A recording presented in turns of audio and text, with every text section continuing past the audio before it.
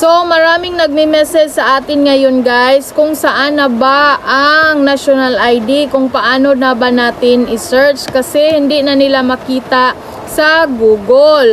So, i-update ko kayo guys na may bago ng app ngayon. So, 2025 na app sa gobyerno na doon na natin makita ang lahat na ID natin. Kasali na ang national ID. So, tuturuan ko kayo kung paano natin siya makita.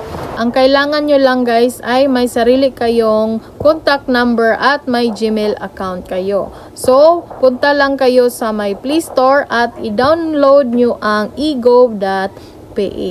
Once na na-verified na ang inyong account, ito na ang makikita nyo. So, sundan nyo lang pababa. So, makikita nyo ito.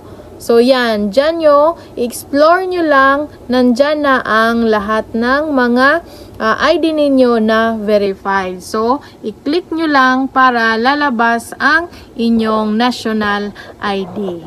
So, maraming salamat!